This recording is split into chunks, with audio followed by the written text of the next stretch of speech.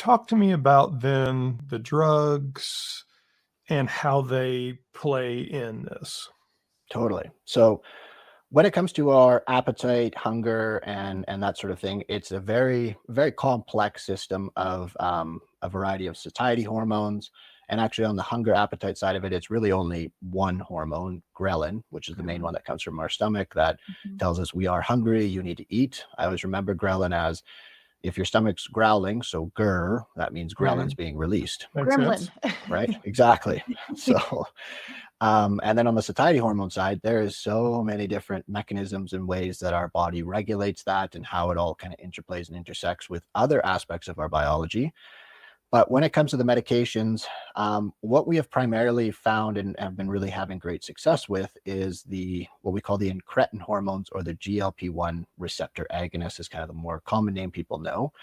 But the incretin hormones are a group of satiety hormones that when you eat a meal, they naturally get released from your intestine, and they have a number of different functions throughout the body. So as the example of GLP-1, which is in Ozempic and Wegovy, it's also in tirzepatide, but there's another one there too.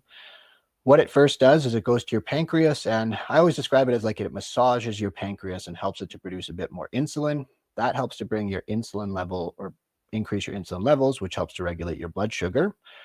It then goes to your liver and says, hey, liver, you don't need to produce any more sugar or energy because we have food coming into the system. So it shuts down that piece. So it's that mechanism by which it helps with diabetes management and is very effective. When your blood sugars are in the normal range, that whole mechanism shuts off. The next thing it does is it goes to your stomach, and it slows down how quickly food goes from the stomach to the small intestine. Again, food's in the system. It does want you to stop eating at some point. So it creates that sensation of fullness.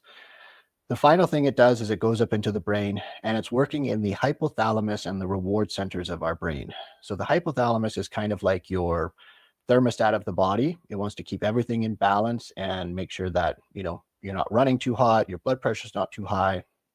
It just wants nice, good balance. Same thing with your weight. If it's detecting that there's an imbalance in terms of weight, it's going to start responding by sending signals to the reward center, which is what motivates us. It's what gets us up off the couch. And when it comes to food, it's where the signal is coming from that says, go and find food. We need fuel. And so the drugs are mimicking these hormones. And when we mimic them and increase essentially the concentration of them in the body, we get the more pronounced effects of those various mechanisms that then help an individual to create a calorie deficit more easily. And then that ultimately leads to very successful weight loss.